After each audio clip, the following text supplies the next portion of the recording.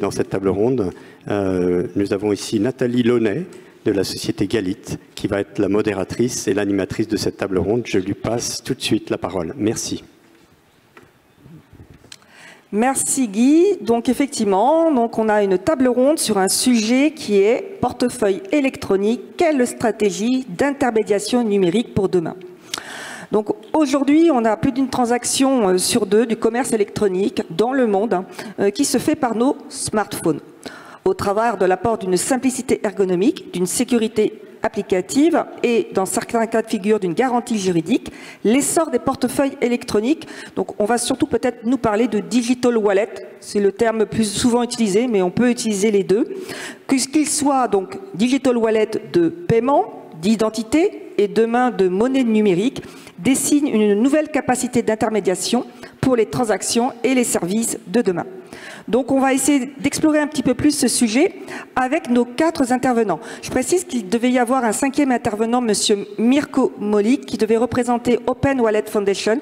Malheureusement, il a un petit souci de santé qui l'empêche de se déplacer sur l'île et nous lui souhaitons un prompt rétablissement.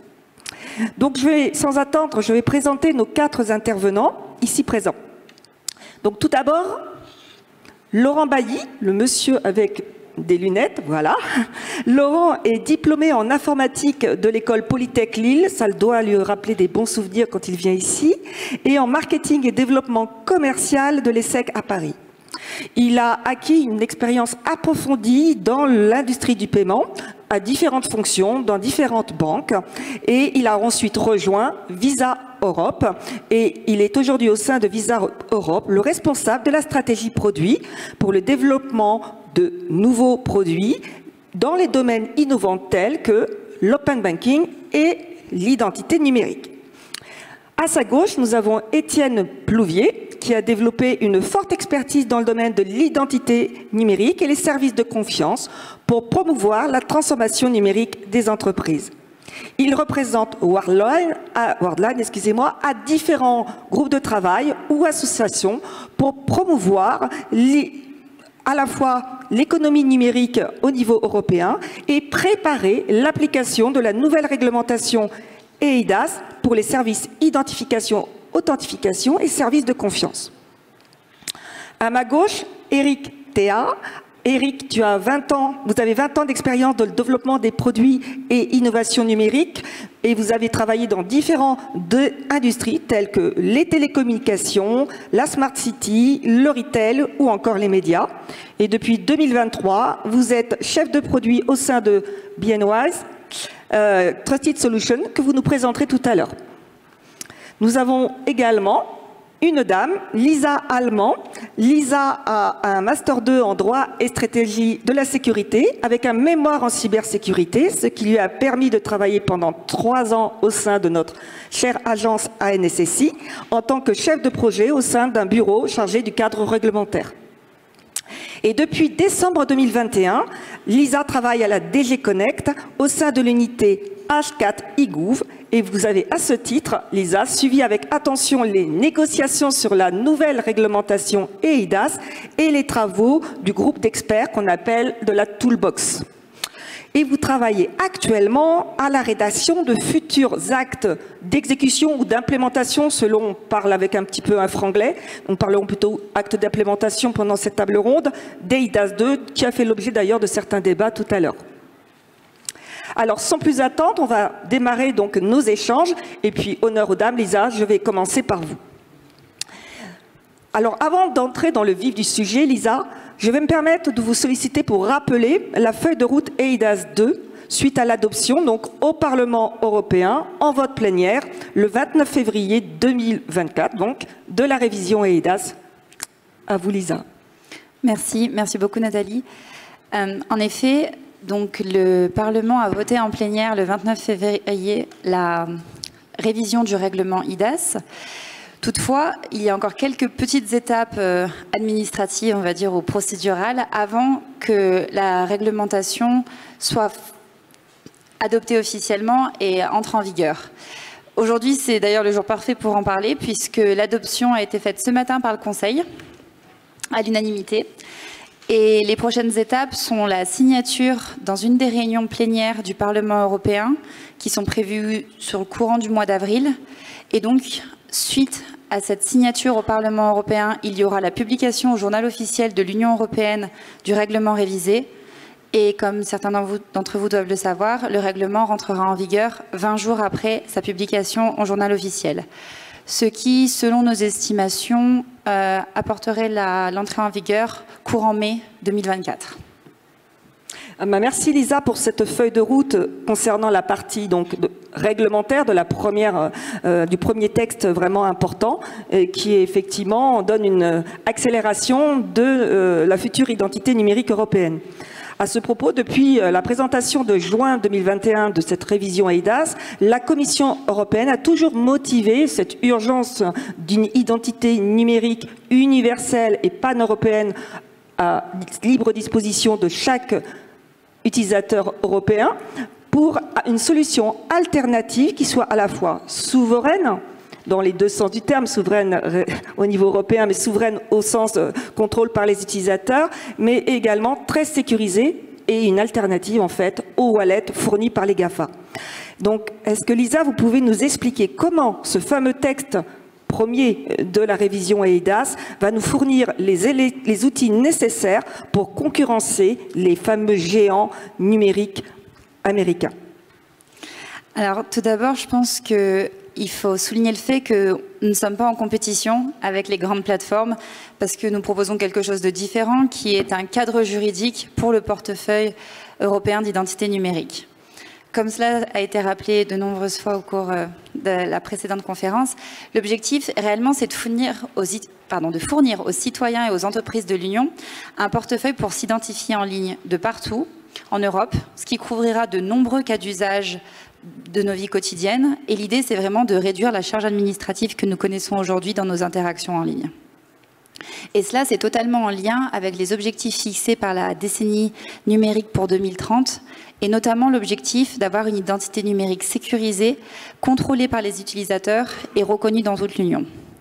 Donc, comme vous l'avez dit, Nathalie, je pense qu'avant tout, le portefeuille européen d'identité numérique sera une alternative sécurisée aux services qui sont aujourd'hui proposés par les grandes plateformes.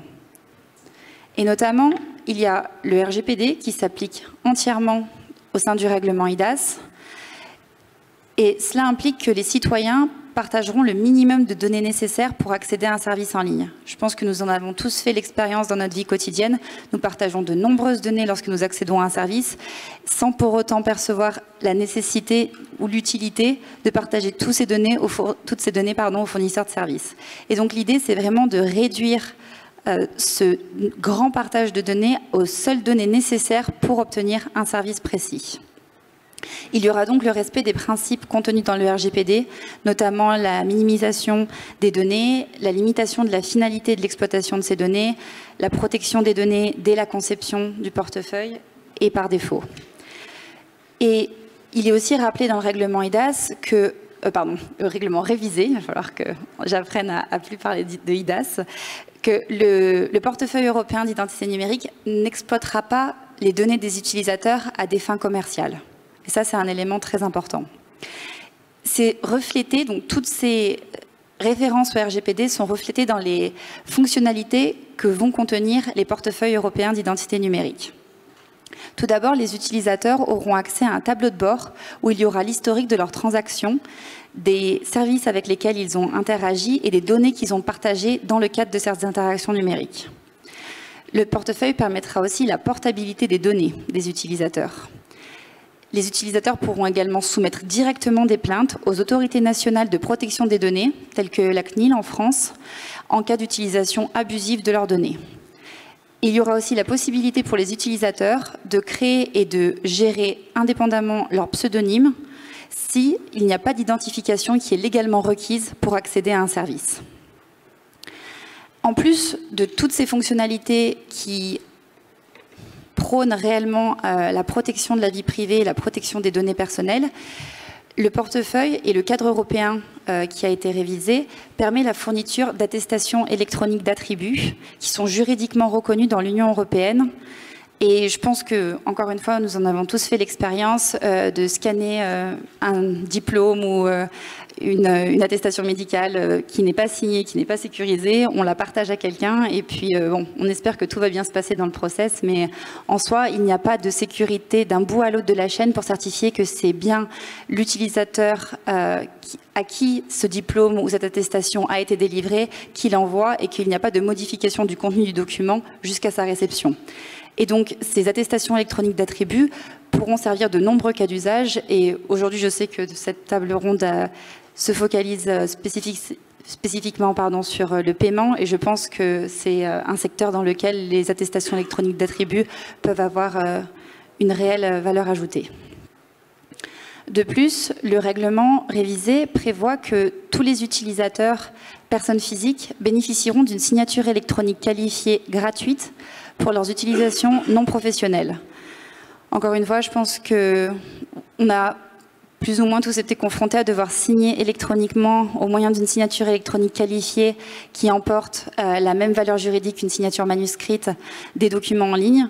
Aujourd'hui, cette possibilité sera fournie directement avec le wallet et de manière gratuite aux utilisateurs, ce qui pourra aider de nombreux cas d'usage et vraiment faciliter les interactions en ligne, ce qui est un des objectifs de la révision de ce règlement. Et en plus de toutes ces fonctionnalités, le règlement prévoit que les États membres pourront ajouter des fonctionnalités supplémentaires à celles qui sont prévues par le règlement, et notamment pour favoriser l'interopérabilité avec les moyens d'identification électronique existants. Il ne faut pas oublier que le cadre IDAS 1, comme on peut l'appeler aujourd'hui, a permis de développer de nombreux schémas d'identification électronique. Aujourd'hui, il y a 23 États membres qui ont notifié leur schéma d'identification électronique, 2 États de l'AELE, donc qui recouvrent une population de plus de 93% de l'Union européenne qui dispose de moyens d'identification électronique. Et donc, il y aura la possibilité de créer des synergies entre ces moyens existants et les portefeuilles européens d'identité numérique. De plus, et je pense que ça montre aussi la différence avec les solutions qui sont aujourd'hui proposées par les grandes plateformes, le portefeuille européen d'identité numérique devrait être certifié au niveau de garantie le plus élevé selon le règlement IDAS. Et donc, il y a un article spécifique au sein du règlement révisé qui prévoit la certification sur les aspects cybersécurité et non cybersécurité, donc plus fonctionnel, opérationnel, interopérabilité, pour les portefeuilles européens d'identité numérique. Et enfin, il y a un nouveau schéma de gouvernance qui est prévu au sein de ce règlement révisé, avec la désignation d'organes de contrôle, à la fois pour les services de confiance tels qu'on le connaissait depuis 2014, mais aussi maintenant pour les fournisseurs de portefeuilles européens d'identité numérique. Ce qui signifie qu'il y aura vraiment une supervision de ces fournisseurs ex ante et ex post, tel que prévu par le règlement. Donc je pense que tous ces exemples entre les fonctionnalités, le cadre juridique, les nouveaux services de confiance qui vont venir interagir avec le portefeuille montrent la réelle valeur ajoutée et sa singularité par rapport aux services qui nous sont offerts aujourd'hui. Il faut aussi souligner le fait que le portefeuille européen sera gratuit d'utilisation et son utilisation restera volontaire. Donc encore une fois, si des utilisateurs ne souhaitent pas l'utiliser, les fournisseurs de services devront accepter d'autres moyens d'authentification électronique pour que ces utilisateurs se connectent à des services en ligne. A contrario, lorsque les citoyens voudront volontairement accéder à certains services en ligne et notamment s'authentifier aux grandes plateformes numériques, ces dernières auront l'obligation d'accepter le portefeuille européen d'identité numérique comme moyen d'authentification. Et cette obligation pèse aussi sur les prestataires de services privés, du secteur financier et bancaire en particulier, mais d'autres secteurs. Lorsqu'une authentification forte du client est requise, ils devront accepter le portefeuille européen d'identité numérique comme moyen d'authentification des clients, si ces derniers en font la demande volontaire, encore une fois. Dans tous les cas, le portefeuille n'a pas vocation à remplacer les processus qui sont aujourd'hui proposés par les banques, mais venir réellement en complément et à la demande du client comme moyen d'identification supplémentaire. Et comme encore une fois, cette table ronde a réellement vocation d'introduire le cas d'usage du paiement. Il me semble important de souligner le fait qu'il y a des projets pilotes à grande échelle qui sont en cours, comme vous devez le savoir, afin d'expérimenter des cas d'usage pour le portefeuille européen d'identité numérique. Sur ces 4 projets pilotes, 3 se focalisent sur le cas d'usage du paiement. Certains ont d'autres cas d'usage, mais pardon, je veux dire que parmi les 3, tous ne font pas que du paiement, mais 3 en tout cas traitent à minima des cas d'usage paiement. Et je pense que c'est ce dont nous allons parler aujourd'hui avec les autres participants.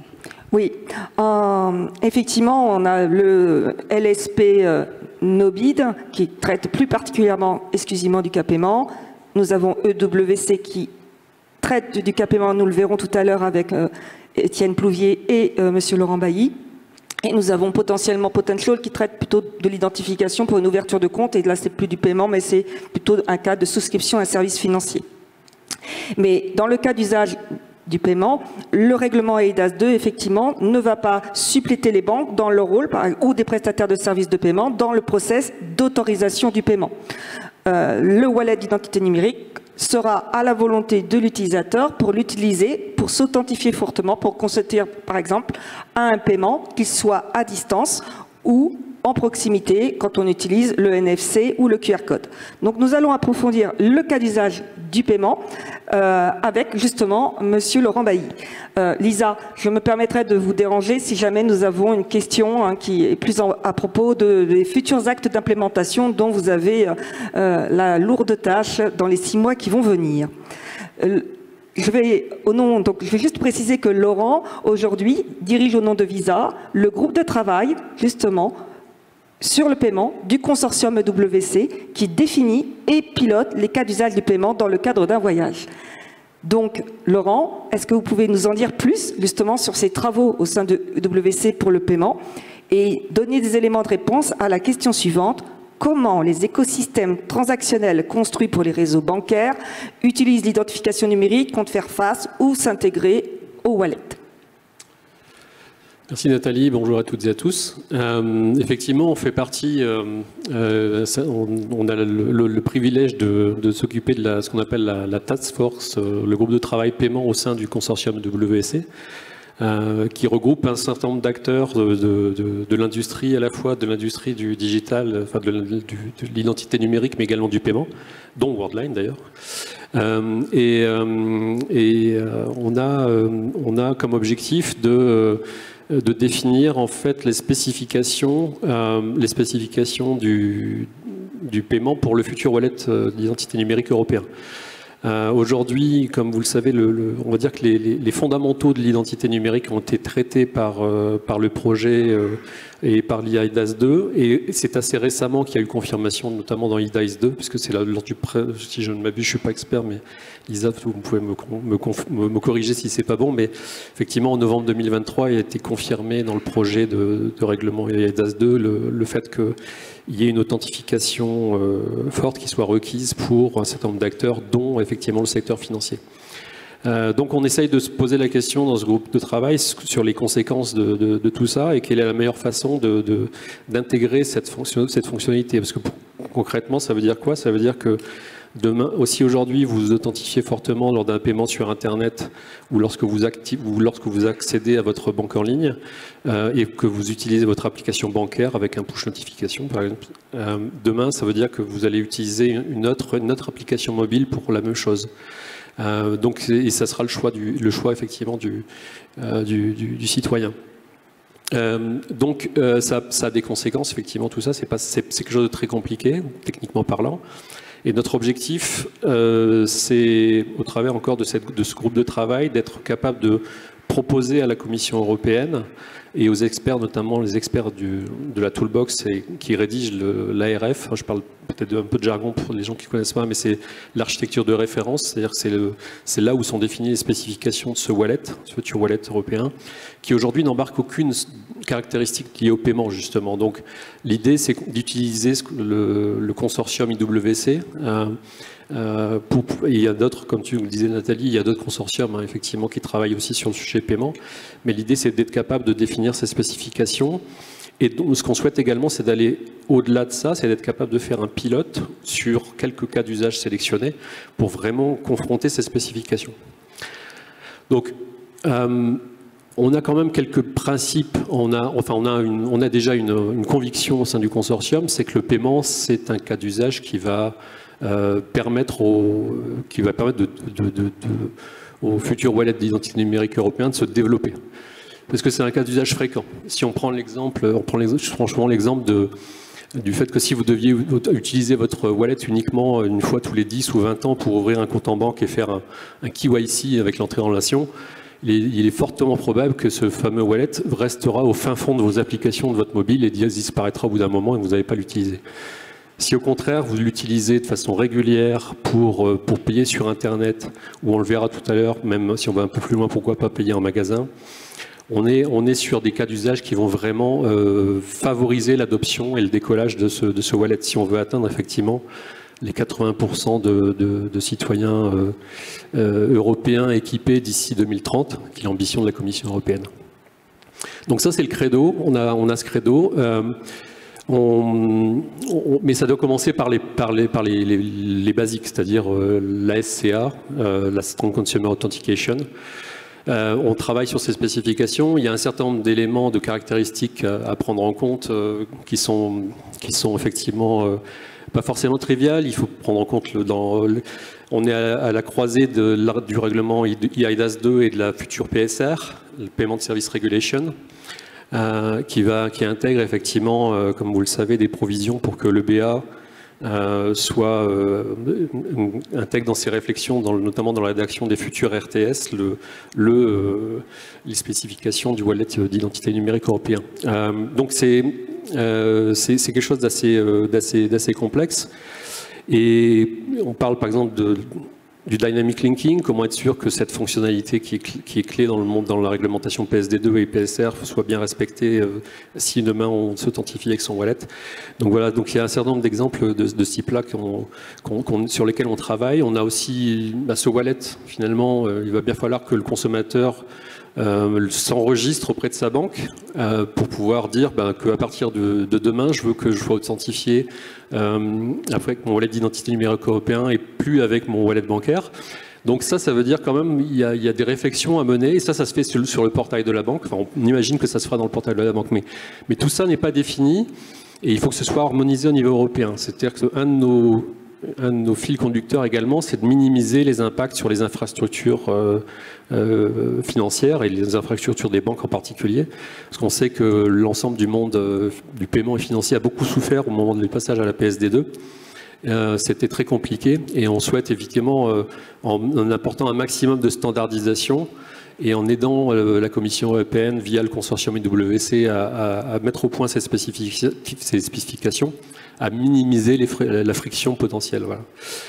Donc ça fait partie de nos axes vraiment court terme. Alors, on a aussi un autre fil conducteur, c'est qu'on est agnostique en termes de moyens de paiement, parce que Visa, tout le monde connaît la carte plastique, mais en réalité, Visa aujourd'hui, c'est les paiements cartes, mais c'est également les paiements comptes, c'est les paiements cross-border, c'est le monnaie mouvement en général.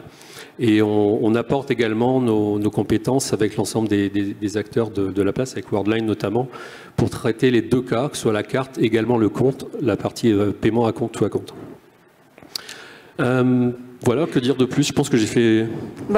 effectivement, tu en as dit beaucoup et surtout tu as mis en exergue que le cas d'usage paiement sera, tout à l'heure c'était une question qui était posée, quel sera le cas d'usage qui permettra de driver l'adoption du wallet? Et bien effectivement, je partage en tant que Galit, consultante dans le domaine des paiements, que ça pourra être l'un des meilleurs cas d'usage pour le paiement. Et d'ailleurs, peut-on s'imaginer ou rêver d'un wallet d'identité numérique européen qui permette de stocker ces fameux credentials de paiement qui sont une représentation, une attestation numérique de ces cartes de paiement ou d'autres moyens de paiement, et une solution one-click aussi facile d'utilisation que les solutions qu'offrent aujourd'hui certains XP Wallet ou la solution one-click to pay que d'ailleurs Visa est en train de lancer en France. Alors, je pense qu'effectivement, on est à un moment où l'innovation est aussi permise. C'est-à-dire qu'il y a le cadre réglementaire qui impose effectivement l'authentification forte, mais il faut qu'on réfléchisse au-delà du cadre réglementaire. Et ce qui est nouveau, c'est d'être capable de mixer dans une seule transaction des credentials de paiement et des credentials d'identité. Pour parler avec un terme horrible que je ne sais pas le traduire en français, désolé, mais credential, enfin, j'espère que vous comprenez. Mais c'est d'être capable de mélanger ces deux choses-là, c'est-à-dire d'être capable au cours d'une seule transaction, d'une seule authentification forte, par exemple, de vérifier qu'une personne a plus de 18 ans et en même temps de signer l'authentification pour le paiement. D'accord ? Donc et ça se fait en une seule authentification forte et pas en deux fois. Donc il y a beaucoup de cas d'usage innovants qui sont encore à inventer. Donc ça, c'est juste en introduisant ça, y compris dans le domaine de la SCA. Mais si on se projette un petit peu, effectivement, on pense qu'il y a également une belle opportunité pour les wallets en général, mais pas seulement, et donc pour le wallet d'identité numérique européen, pour effectivement détenir des credential cards, donc un token card ou un token IBAN dans le wallet pour initier des paiements. Et ça, on parle d'un cas d'usage qui sera potentiellement quasi quotidien. Aujourd'hui, on a fait une étude fin 2022. Il y a 72% des citoyens européens qui utilisent régulièrement un wallet mobile. Et il y a même 30% des générations Z européens, à la fin 2022, qui utilisent uniquement un wallet mobile pour payer. Donc on voit, il va falloir effectivement aussi lutter contre ça, c'est-à-dire que les usages sont déjà presque bien installés, et pour trouver sa place à côté des systèmes, des wallets existants, que ce soit des wallets classiques, Apple, Google, etc., Samsung, ou des wallets domestiques, comme Bizum, Twint, etc., et il va falloir quand même être très créatif. Même s'il y a un des points forts du wallet d'identité numérique, ça va être la partie justement identité régalienne et des choses qui vont être beaucoup plus, on va pouvoir faire des choses beaucoup plus perfectionnées en termes d'usage. Mais ouais, donc techniquement en fait c'est possible. Enfin aujourd'hui c'est possible. Hein. Ce qui est intéressant, c'est que il y a l'ouverture sur la plateforme. Alors les solutions typiquement de paiement carte en magasin sont disponibles aujourd'hui, donc on peut créer une application qui va permettre de faire un paiement en magasin sur Android basé sur les technologies HCE. Donc le wallet d'identité numérique pourrait, au moins sur Android, déployer cette capacité-là. Mais ce qui est intéressant, c'est que Apple vient d'ouvrir l'accès à son contrôleur NFC. Et permet maintenant, effectivement, toujours sur la même technologie HCE que sur Android, permet donc à une application tierce de devenir le wallet par défaut de son iPhone. Et c'est très récent, puisque ça date du 7 mars de cette année, mais c'est quelque chose qu'on regarde dans le consortium, parce qu'on pense que c'est une opportunité pour créer des cas d'usage encore plus importants et pour créer plus de valeur encore dans ce wallet, pour être capable effectivement d'être... C'est la guerre des wallets, hein. C'est comment je suis le top of wallet, comment est-ce que je suis le wallet préféré des citoyens européens demain, et je ne reste pas au fin fond dans la dernière page de mon téléphone en fait, et je n'utilise jamais mon application d'identité numérique. Donc ça c'est l'enjeu, et il y a des technologies qui permettent aujourd'hui de faire ce genre de choses, et qu'on investigue au-delà de la partie réglementaire SCA, qu'on investigue dans le cadre du consortium IWC pour établir un petit peu le champ des possibles. Voilà. Et ce champ des possibles, aujourd'hui, tu as évoqué effectivement que le DMA, le Digital Market Act, avait obligé Apple à ouvrir le NFC. Hier, il y a la Commission européenne qui a lancé une investigation encore contre Apple parce qu'effectivement, ils ont ouvert le NFC, mais ils ont continué à vouloir appliquer des fees sur les apps de développement. Mais en fait, plus généralement, Apple voudrait continuer également à garder un pourcentage sur les produits marchands. Donc on a quand même la thématique de business model qu'on peut avoir dans un cas d'usage de paiement avec l'utilisation de wallets. Comment on peut le traiter dans le cas du... Est-ce que c'est traité d'après vous? Comment on peut le traiter dans le cas de l'usage du wallet européen? Je pense que la question du business model n'est pas spécifique au paiement.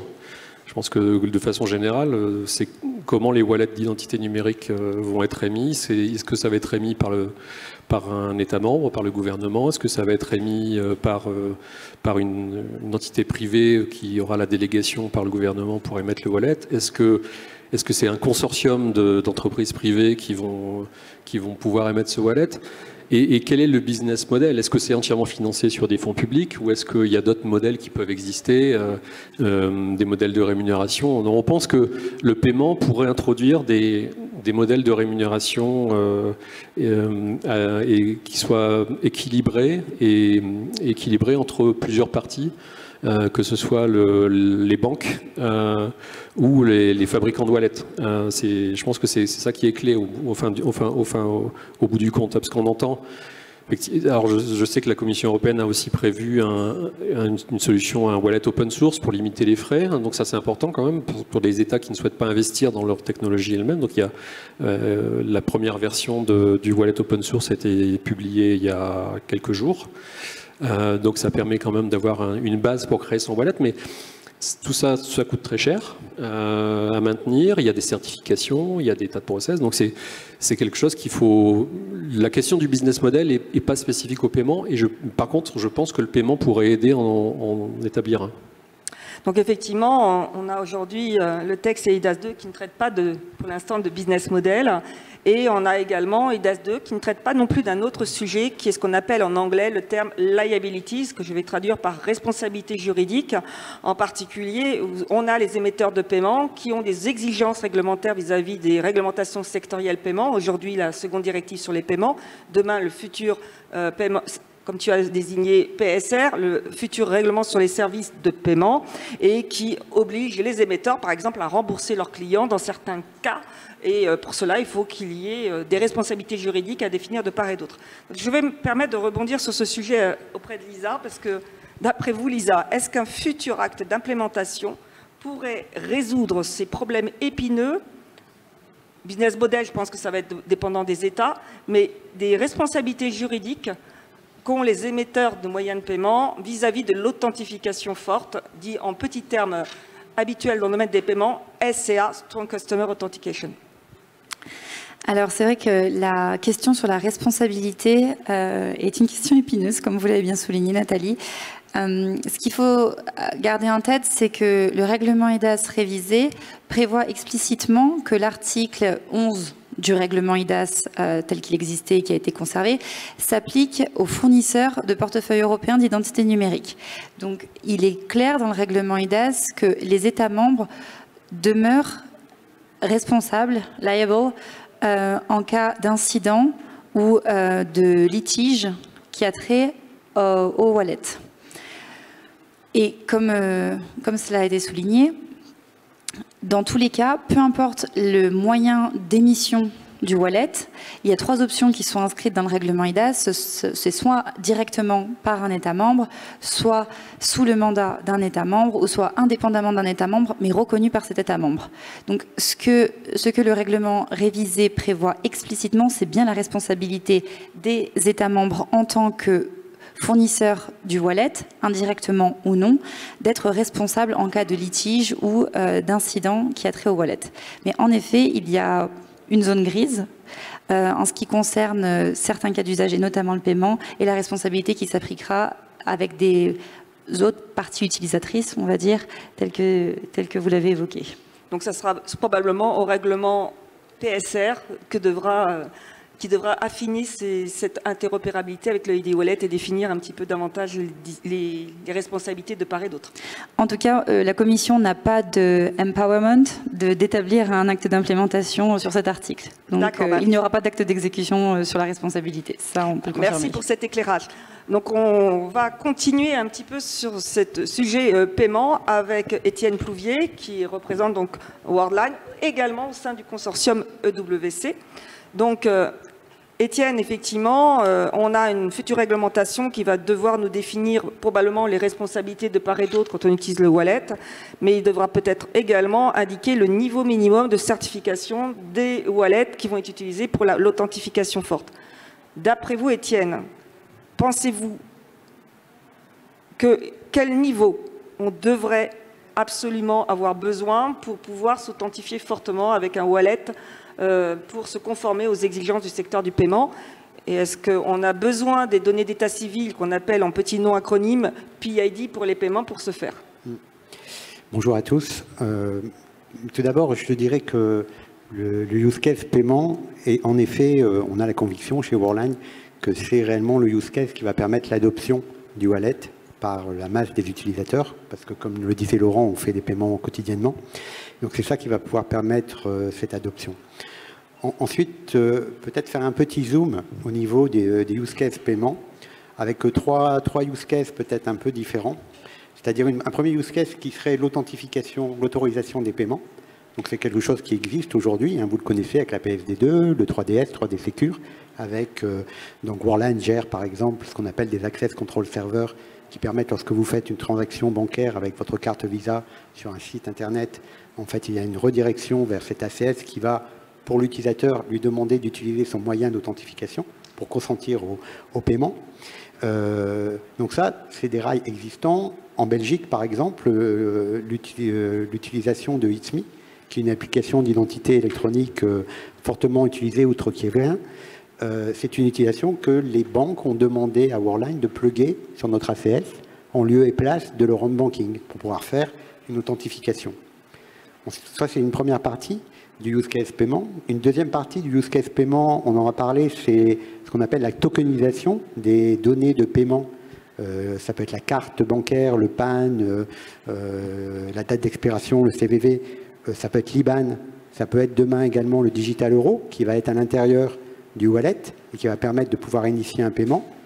Ensuite, un troisième domaine, et c'est là je pense que le wallet va pouvoir donner un gap et une différence par rapport à ce qui existe aujourd'hui, c'est la combinaison des données d'identité et de paiement. Par exemple, vous êtes en face d'un distributeur automatique où vous pouvez acheter une bouteille d'alcool, vous devez avoir plus de 18 ans, et en un clic, vous allez pouvoir confirmer « j'ai plus de 18 ans et je confirme au paiement ». Et ça, c'est nouveau. Et donc, c'est fait vraiment une nouvelle expérience utilisateur, parce que les deux premiers, la partie autorisation d'un paiement, la partie tokenisation et initiation d'un paiement, ben, les rails de paiement et toute la régulation, elle existe hein, depuis longtemps. Et en fait, ce qu'il faut voir, c'est qu'aujourd'hui, ben, la plupart des moyens d'authentification des banques sont plutôt au niveau substantiel qu'au niveau élevé. Alors ça, je vais peut-être mettre un petit incise par rapport au niveau élevé et substantiel. Parce que ce qu'on a en fait, quand je parle de substantiel et élevé, je me réfère aujourd'hui au règlement IDAS V1.0. C'est le règlement qui a défini l'identité numérique et les niveaux d'assurance pour l'identification au niveau faible, substantiel et élevé, qui en gros vont se baser sur deux axes principaux. Le premier, la vérification d'identité de l'utilisateur, faible du déclaratif, substantiel, on doit contrôler un document d'identité, élevé, c'est pratiquement du face-à-face physique, et le moyen d'authentification, faible, un login password, multifactor authentication quand vous devez faire du substantiel, et en élevé, le fait d'avoir un secure element, une puce hein, électronique, pour détenir le secret. Et aujourd'hui, la plupart des banques, quand elles utilisent un moyen d'authentification pour faire du SCA, du Strong Customer Authentication, c'est un moyen substantiel qui implique aussi un certain niveau de friction. Si demain on doit utiliser un wallet au niveau élevé, moi j'ai téléchargé l'application France Identité Numérique récemment, j'ai pu l'activer en mettant ma carte NFC, nouveau format bancaire, donc pour avoir la vibration. Ensuite j'ai dû créer un code PIN que je mets dans la carte à puce. Et quand je veux m'authentifier au niveau élevé avec FIN, France Identité Numérique, il faut que je prenne mon wallet, il faut que je prenne ma carte d'identité, il faut que je tape le code PIN. Vous imaginez bien que demain, je ne peux pas faire un paiement comme ça si à côté je prends un Google Wallet, un Apple Wallet et hop, click and pay, c'est fait. Donc ça ne pourra pas avoir une adoption des utilisateurs. Donc je pense qu'aujourd'hui les banques, enfin, le secteur financier demande le niveau substantiel en référence à V1, IDAS V1 et l'identité numérique. Maintenant, le niveau substantiel, le niveau élevé pour IDAS V2 et le wallet, ben aujourd'hui, il n'est pas encore défini. C'est-à-dire, on peut se baser sur le IDAS V1 pour l'identité numérique, mais le wallet va plus loin que l'identité numérique. Il y aura des attributs, la communication des attributs. Donc, ce qui sera au niveau faible, substantiel et élevé, ben forcément, il y aura des différences par rapport à une identité. Il y aura d'autres services, d'autres fonctionnalités qu'il faudra certifier. En tout état de cause, c'est, je pense, une bonne chose d'avoir IDAS, d'avoir un règlement qui définit les règles pour s'identifier, s'authentifier. Maintenant, il ne faut pas que côté financier, on réinvente la chose. Je pense qu'il faut qu'on se base sur ce règlement IDAS qui existe, de la meilleure manière qui soit, et qu'on définisse comment l'utiliser, en fonction de l'analyse de risque et en fonction du use case. À partir de là, c'est donc en effet, pour moi, c'est aux experts, aux entités qui définissent ces règlements, on en a parlé, PSR, les RTS, etc., de définir comment on doit utiliser le wallet IDAS dans le cadre d'une authentification de paiement. Et comme on le verra là-dessus, il y a beaucoup d'éléments à prendre en compte et différents use cases avec différents critères qui devront être pris en compte pour définir le bon niveau en fonction également du schéma de certification des wallets. Donc effectivement, votre retour d'expérience de l'utilisation de l'AppFin avec le besoin de la carte nationale d'identité, on imagine bien que ça ne va pas fonctionner pour un cas d'usage paiement, donc que ça peut avoir un impact sur l'adoption des utilisateurs. Mais qu'en est-il également de l'adoption de la part des commerçants? Parce qu'il y a l'adoption des utilisateurs, des commerçants qui ont également la possibilité de proposer différents types de solutions, que sont les XP Wallet, mais également le wallet Wero du scheme EPI, ouais. Ou, comme vous aviez mentionné, les futurs portefeuilles numériques en euros qui pourront être différents du wallet d'identité numérique européen. Oui, alors quand on dit on ne pourra pas utiliser FIN aujourd'hui, c'est dans une vision où on dit FIN, forcément il est au niveau élevé et forcément il ne peut faire que de l'authentification au niveau élevé. Personnellement, je pense que qui peut le plus peut le moins. Si FIN peut faire de l'authentique au niveau élevé, il devrait permettre également de faire de l'authentique au niveau substantiel, beaucoup plus facilement, avec un niveau de certification, et permettre comme ça une meilleure expérience utilisateur. Parce que, encore une fois, si on veut avoir la même expérience utilisateur que les outils qui sont utilisés aujourd'hui, et notamment les Google Pay et autres par les communs des utilisateurs, il faut ce même niveau d'expérience. Ça, c'est la première chose. Ensuite, au niveau de l'interopérabilité, en effet, il y a différents axes de travail au niveau du paiement. Il y a l'EPI, European Payment Initiative, avec la construction d'un wallet pour faire des transactions account-to-account, qui devrait être interopérable avec le wallet d'identité européen.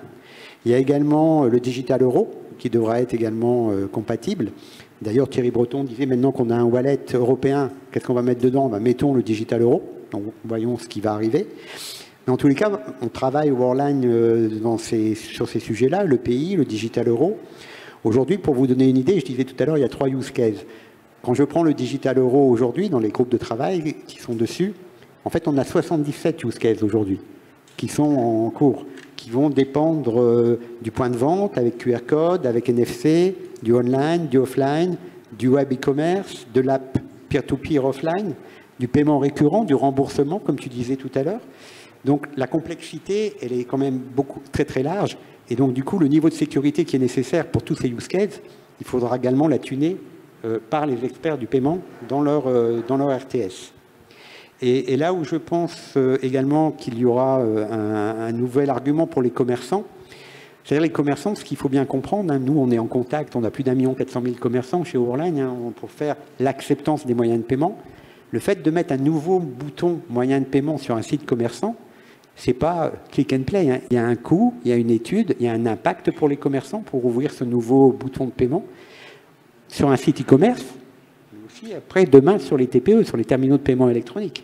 Donc avant d'arriver à ça, il faudra vraiment qu'il y ait un impact, un besoin, une masse critique d'utilisateurs qui vont, comme l'a fait Apple et Google, arriver vers les banques et vers les commerçants en disant voilà, moi j'ai besoin d'accepter ce moyen de paiement, sinon je perds des clients en fait dessus.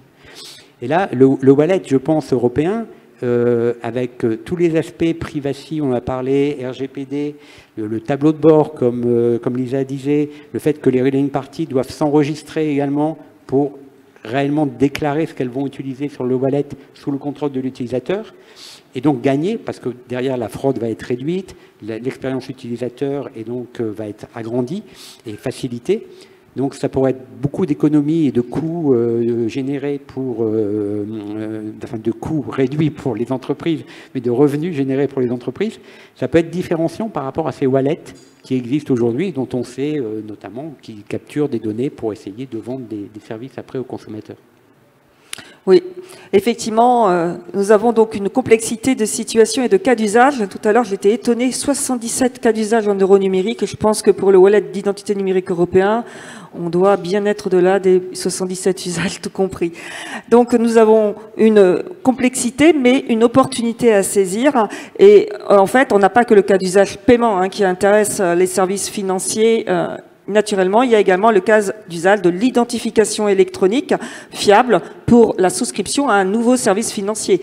Tout simplement, ouvrir par exemple une demande de crédit, demander par exemple une nouvelle carte de bancaire avec crédit renouvelable, tout ça en conformité avec les exigences des lois applicables en matière de lutte contre le blanchiment et le financement du terrorisme, et naturellement signer son contrat avec une signature électronique qualifiée avec la même valeur probante qu'une signature manuscrite.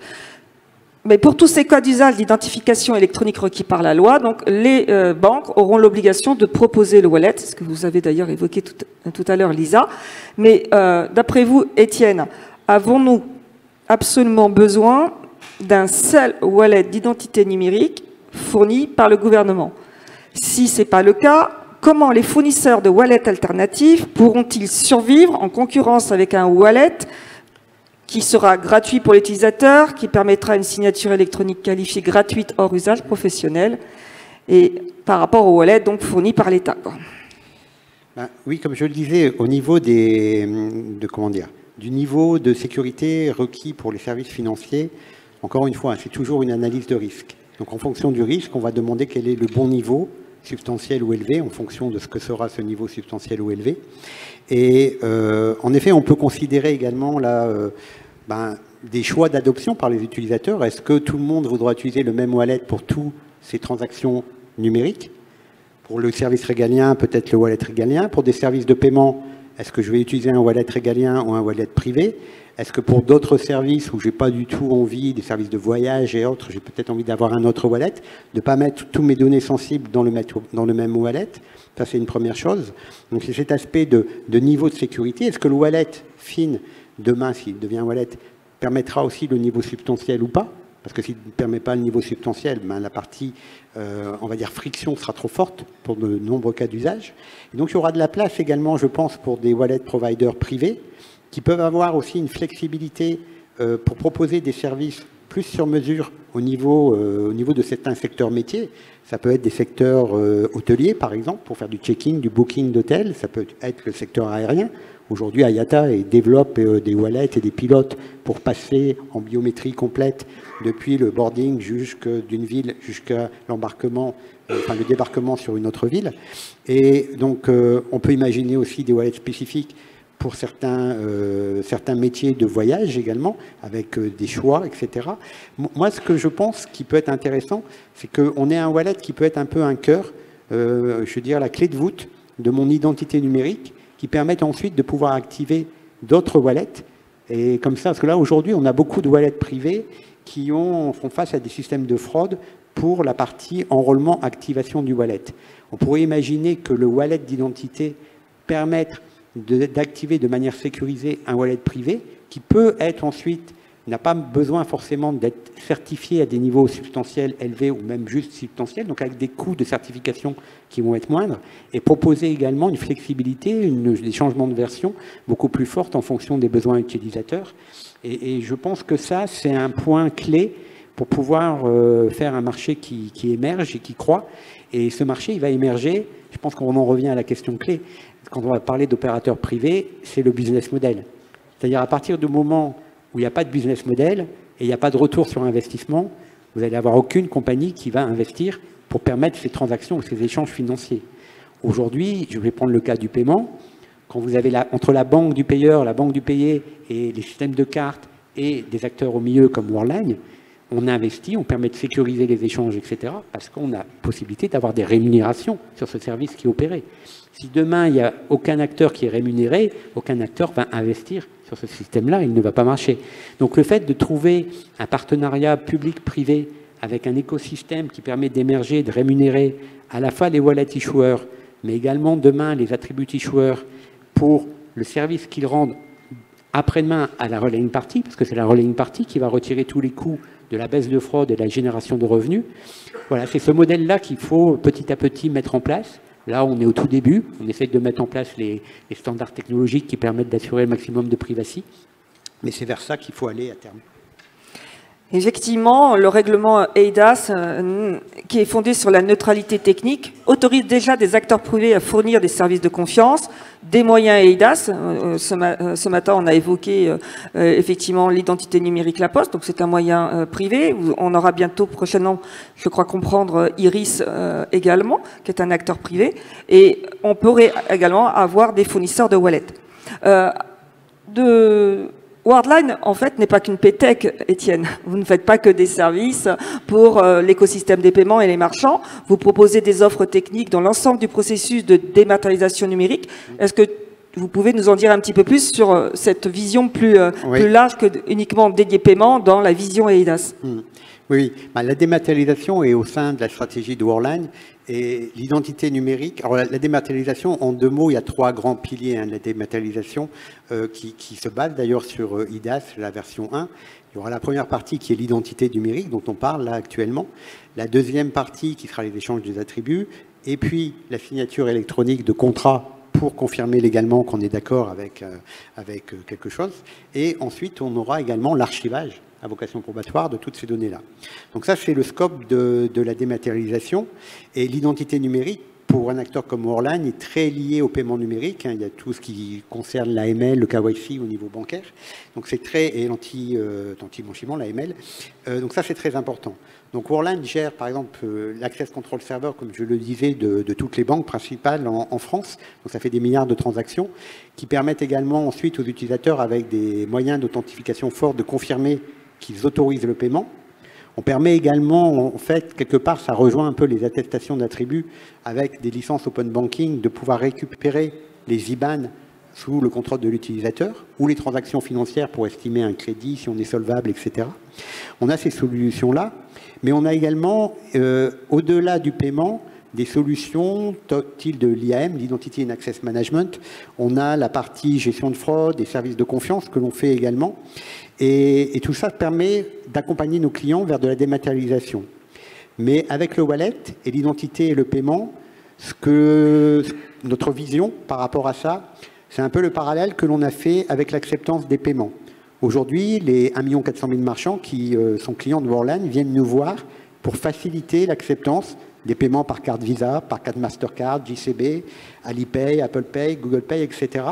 Et donc, il y a besoin d'un acteur intermédiaire comme Worldline, un PSP, entre ces émetteurs, ces banques émettrices de moyens de paiement, ces schémas cartes, pour pouvoir accepter les paiements auprès des commerçants.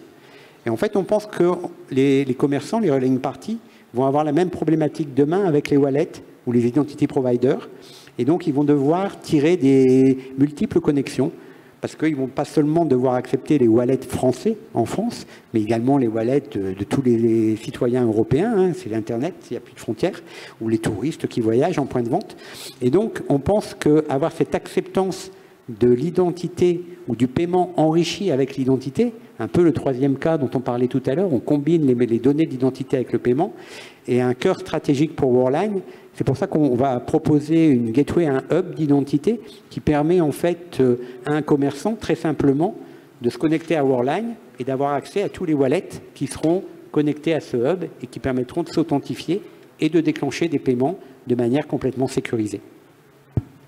Merci pour cette vision et ça va me permettre la transition avec la société BNwise Trusted Solutions qui est représentée par Eric Théa et qui est aussi une société privée qui fournit des services de confiance EIDAS et également des solutions sécurisées d'identité numérique et d'échange d'autres attributs. Donc Eric, pouvez-vous nous en dire plus sur BNwise et comment vous allez migrer de EIDAS 1 à EIDAS 2? Merci Nathalie, bonjour à tous. Effectivement, BWise, on est spécialisé dans l'identité numérique, les flux d'informations personnelles et le traitement des données sensibles. Et je vais dire quelques mots un petit peu de l'historique de la société parce que c'est intéressant de voir un peu comment on a évolué et à travers ça faire le parallèle avec l'évolution d'EIDAS. Donc nous sommes nés en l'an 2000 à Clermont-Ferrand. et on a commencé par traiter des données de santé. Et ça a été le point de départ d'une évolution, d'une croissance et d'une diversification, puisque en fait, lorsqu'on traite des données de santé, qui sont les données les plus exigeantes à gérer, on est capable aussi de faire d'autres choses. Et donc on a commencé par là, on a construit notre propre data center à Clermont-Ferrand, afin de maîtriser l'infrastructure. Et puis, comme vous le disiez, on a commencer à proposer la signature électronique. Donc on est très content aujourd'hui d'avoir parmi nos clients des opérateurs télécoms, le Conseil national du barreau, donc ça prouve un petit peu l'exigence qu'il y a derrière nos solutions, et puis un certain nombre d'assureurs. Et puis arrivé 2014, EIDAS 1, et donc c'est là où on s'est fait reconnaître comme ce qu'on appelle QTSP, Qualified Trust Service Provider, prestataire de services de confiance en bon français. Et c'est là aussi, à ce moment-là, qu'on a fait reconnaître nos services pour le certificat qualifié pour la sécurité électronique, certificat qualifié pour le SO et l'eurodatage qualifié. Donc ça, c'était 2014.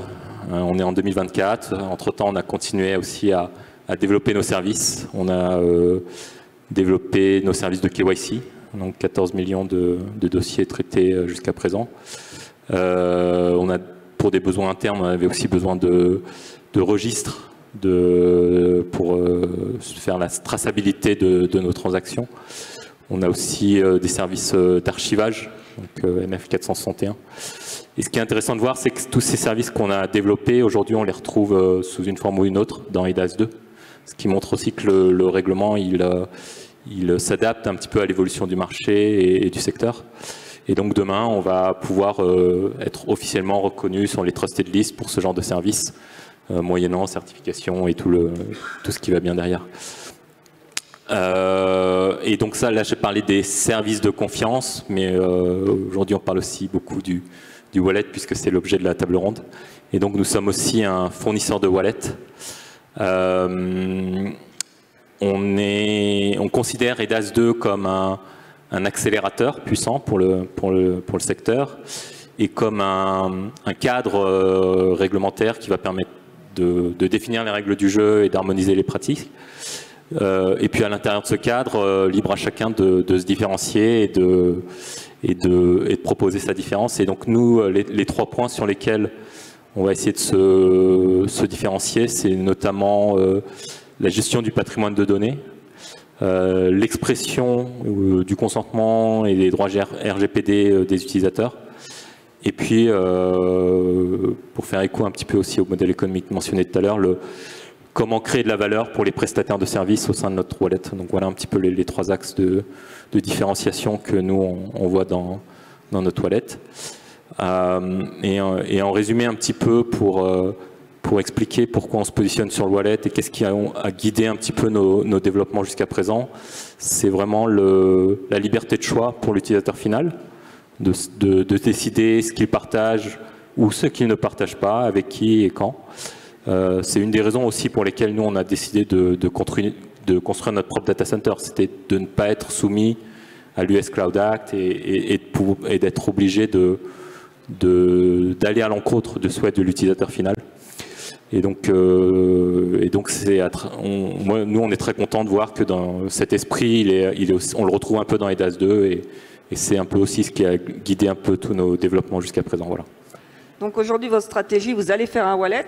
Ça veut dire fournir un wallet potentiellement pour un État ou potentiellement pour fournir un wallet à un utilisateur qui pourrait être dérivé des mêmes concepts et mêmes technologies que celles dans ARF, spécifiées dans EIDAS 2 et dans les actes d'implémentation futurs ou les architectures de référence, où vous vous positionnez principalement en termes de fournisseurs d'attestation électronique avancés, qualifiés, pour être toujours dans votre ligne de fournisseurs de services de confiance qualifiés.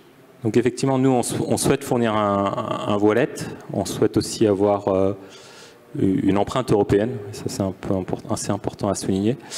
Et ça a été dit tout à l'heure, en fait, il y a 3 modèles de fournisseurs de wallet, hein, soit l'État membre directement qui le fournit, soit sous mandat d'un État membre, soit indépendamment de l'État membre, mais reconnu par l'État membre. Donc ça va être un peu les règles du jeu que l'on va suivre.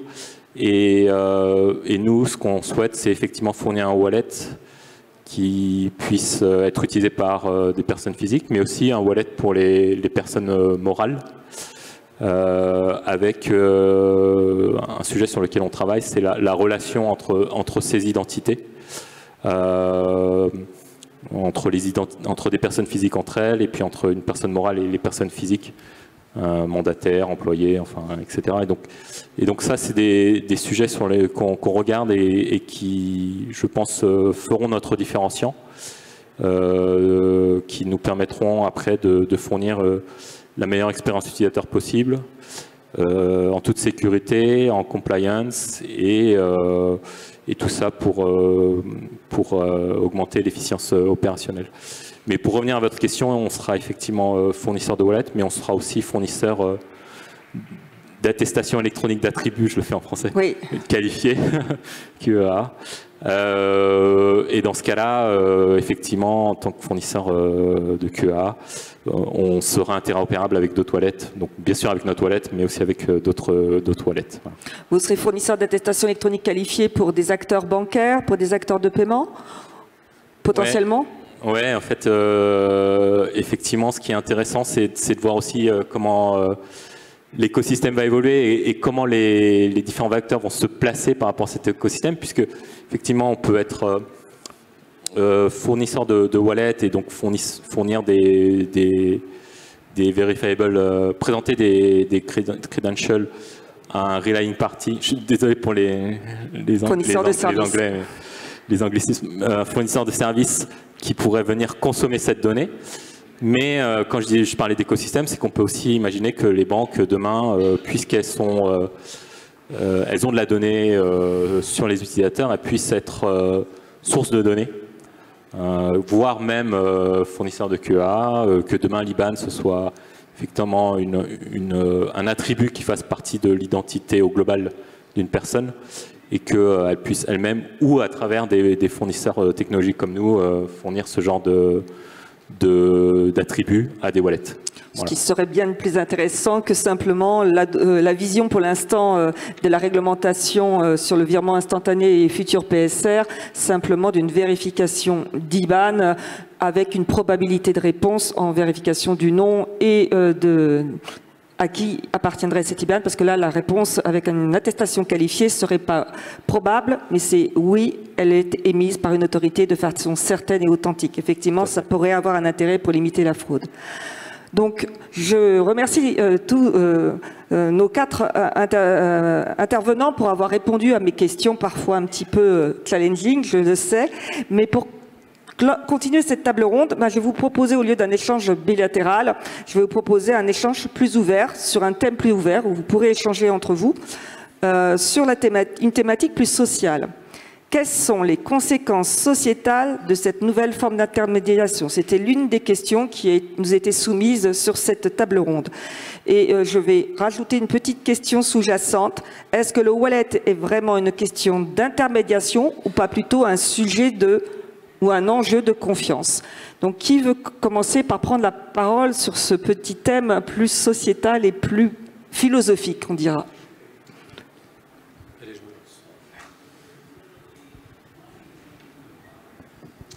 je me lance.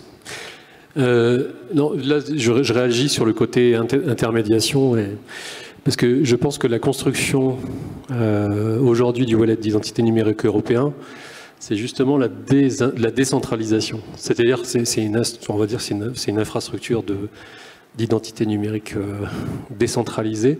C'est-à-dire que le citoyen européen a entre les mains ses données, ses attestations, qui lui sont fournies par des sources de confiance, évidemment, et qu'il va pouvoir présenter à des tiers. Il va pouvoir présenter les données qu'il veut ou qu'il souhaite. Et donc, en fait, on n'est même plus... Et je trouve que cette architecture est à l'opposé de cette logique d'intermédiation, puisqu'il n'y a plus d'intermédiaire. Forcément, il y a des intermédiaires techniques parce qu'il faut bien que le wallet communique avec les fournisseurs d'attestation ou d'identité, etc. Et puis les infrastructures, les relaying parties, donc les commerçants, les gouvernements, etc. Mais voilà, c'est entre la main du citoyen et ça, je trouve que c'est quelque chose de... Ce modèle européen, c'est pas le même. On n'a pas forcément les mêmes modèles dans d'autres pays, dans d'autres régions du monde et je trouve que c'est vraiment, d'un point de vue citoyen, quelque chose de... C'est un impact très positif de mon point de vue. Lisa, peut-être un petit commentaire, parce que je pense que c'est exactement l'approche. Oui, totalement. Je trouve que, alors encore une fois, désolée pour l'anglicisme, mais le concept de empowerment en anglais s'applique totalement ici, parce qu'en fait, on va fournir cet outil aux citoyens qui le souhaitent, encore une fois, pour faciliter et sécuriser leur interaction en ligne avec les prestataires de services. Donc je pense que c'est une conséquence sociale majeure sur les citoyens. Et ça va vraiment permettre de faciliter les interactions en ligne, d'en développer de nouvelles. Et cela a aussi pour conséquence de devoir préparer tout de même, je pense, la société, que ce soit par de grandes campagnes de communication, par de la vulgarisation et vraiment préparer les citoyens à ce qui va devenir, parce qu'on s'apprête, en tout cas on travaille sur un changement qui est quand même assez important de notre monde physique vers le monde numérique, et ça sera une conséquence importante sur la vie de beaucoup de personnes. Et je pense que, et là je ne parle pas au nom de la Commission européenne, mais plutôt pour les États membres, qu'il y a vraiment un travail de préparation et de s'assurer que les citoyens comprennent les enjeux, acceptent ce cadre s'ils souhaitent l'utiliser, et puissent totalement s'en servir dans les limites qui ont été prévues juridiques et qui puissent donc bénéficier pleinement de ce nouvel outil. Étienne, vous voulez rajouter quelque chose? Oui. Tout d'abord, oui, je voudrais ajouter un petit mot de remerciement d'abord à la Commission, au Conseil et au Parlement pour avoir réussi à sortir ce règlement. J'ai appris, j'ai entendu là, que le Conseil avait validé, avait adopté. Donc bientôt, maintenant, on a une date, c'est fin mai, parce qu'on a beaucoup de questions par rapport à quand est-ce que ce règlement rentre en force, comme on dit en anglais, entry into force. Et beaucoup de nos clients attendent en effet cette entrée en force pour commencer à travailler sur le dossier. Donc ça, c'est une première chose. Je vois qu'il y a encore beaucoup de travail à faire. On en a discuté tout à l'heure dans l'autre table ronde avec l'ANSSI, l'Expert Group. On a les Implementing Acts à finir pour la fin d'année. Donc il y a beaucoup de chemin. C'est important au niveau des aspects sociétaux, cet aspect de focaliser sur la vie privée, la non-traçabilité, etc. Je pense que ce sont des points vraiment très importants. Et en plus, je dirais, tous ces standards universels qui vont favoriser l'interopérabilité, c'est également un bon point. Maintenant, je pense qu'il faut également ne pas oublier de laisser une pluralité de choix aux consommateurs. C'est-à-dire, imaginez que demain, tout à chacun va avoir uniquement le wallet de l'État dans son portefeuille pour faire les transactions à la fois service public et privé. Je pense que c'est une erreur. Je pense que tout à chacun, en fonction de ses croyances, ses opinions, des personnes ne voudront pas utiliser le wallet de l'État pour certains types de transactions ou inversement.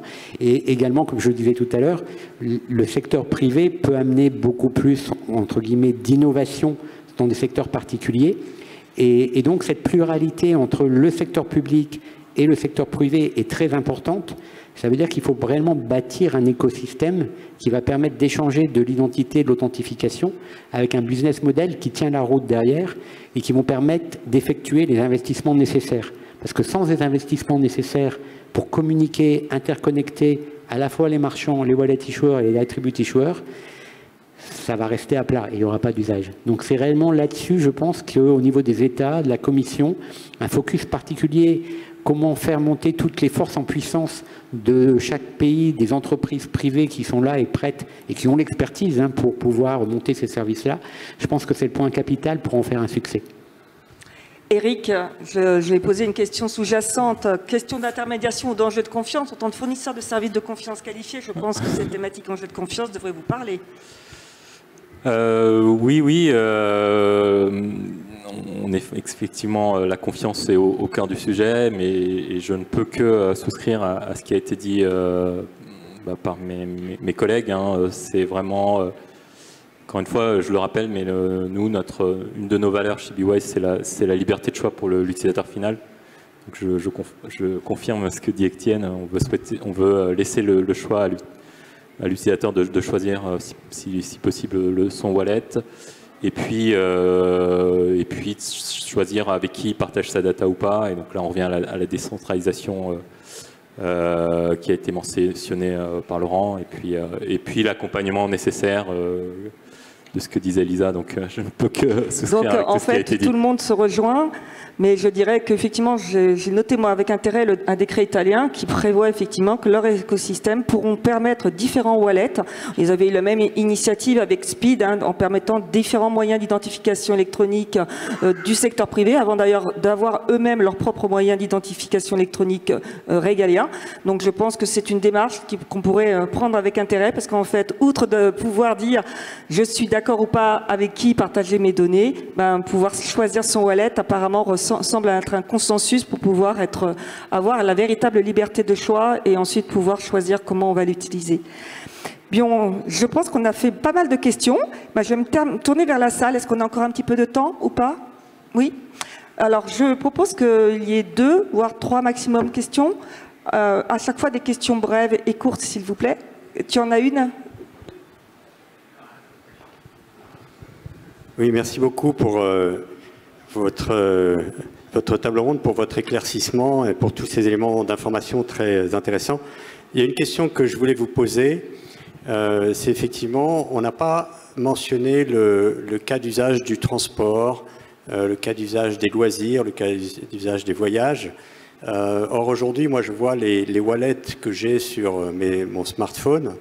Dès que je rentre un billet de spectacle, un billet de cinéma, un billet de train, un billet d'avion, j'ai le wallet Google ou Apple qui s'ouvre et qui me dit « Hop, je suis là, si vous voulez mettre mon… » Voilà, et donc aujourd'hui, je n'ai qu'un seul wallet sur mon téléphone et il capte tout. Alors, il ne capte pas avec beaucoup de niveau de confiance, il ne capte pas avec beaucoup de choses, mais il est là. Comment vous voyez cette évolution? Est-ce qu'il y a d'autres cas d'usage que le paiement et l'identité dont on a beaucoup parlé? On a aussi un peu parlé de la monnaie numérique, mais qui est encore largement au devenir.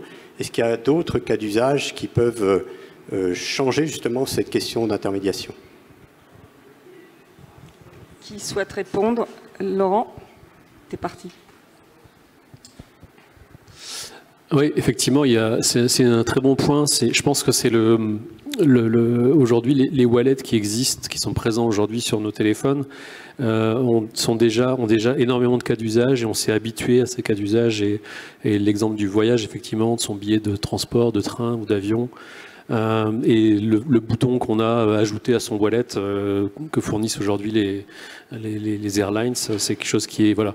Je pense que c'est un des challenges en fait, du wallet d'identité numérique. Si à un moment donné, effectivement, il y a une volonté d'être au top of the wallet, et il va falloir développer énormément de fonctionnalités pour être à minima à parité avec ce qui existe aujourd'hui dans le téléphone, parce que ça va vraiment cohabiter. Hein, voilà, donc ça, je pense que c'est un enjeu important. C'est-à-dire qu'il ne va pas falloir s'arrêter nécessairement à l'identité, il va falloir aller plus loin, ou alors sinon laisser la place, faire un choix de laisser la place aux autres cas d'usage, aux wallets existants.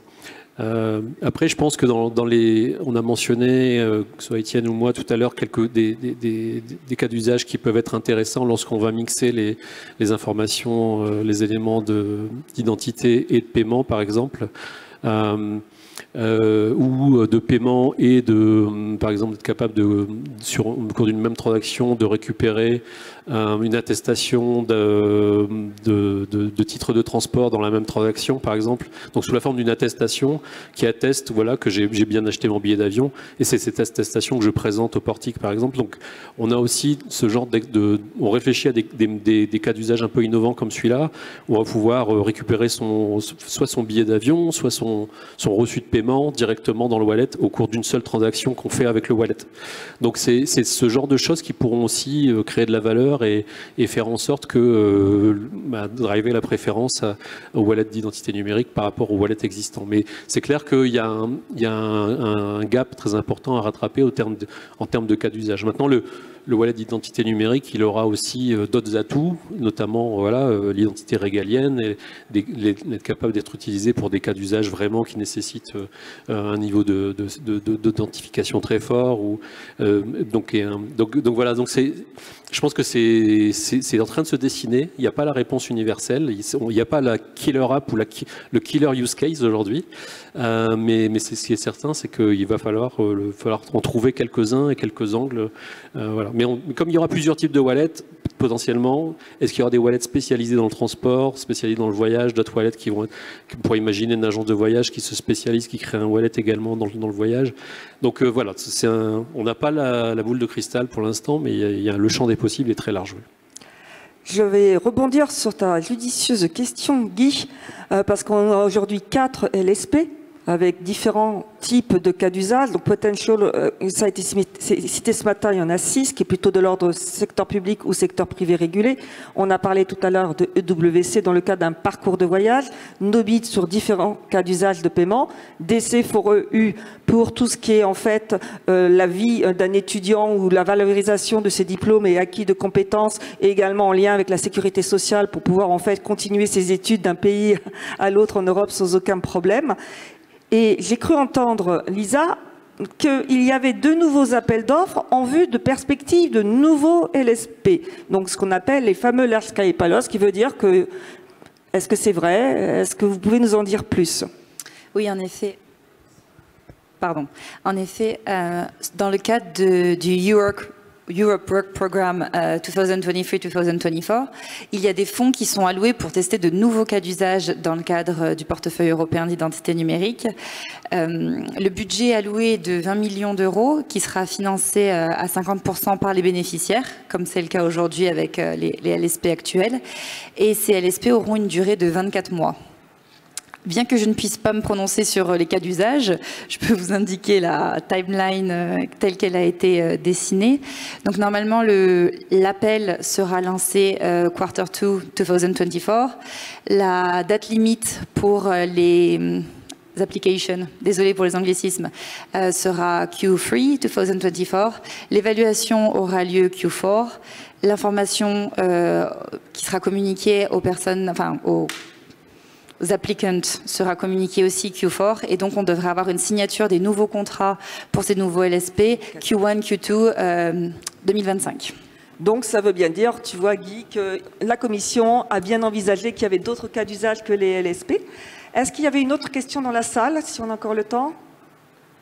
Oui, monsieur, vous pouvez vous présenter avant de poser la question, s'il vous plaît. Imad Ad, Center for Digital Trust de l'EPFL à Lausanne.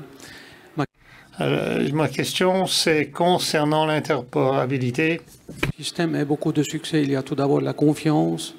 Et il y a l'autre composante, c'est interopérabilité. On a beaucoup travaillé sur la confiance. Mais en termes d'interopérabilité, peut-être entre les États membres, tout est bien. C'est déjà génial. Mais il y a un peu mieux. On voit par exemple en Inde, ils ont un système d'identification qui n'est pas compatible avec ici, mais il est énorme. On ne parle jamais d'interopérabilité entre ces 2 systèmes. Est-ce que, comme par exemple pour les paiements, Visa a fait que les paiements sont interopérables internationalement, est-ce que avec les identités, avec les wallets, est-ce que le secteur privé n'a pas une bonne chance, une niche d'être opérable ici?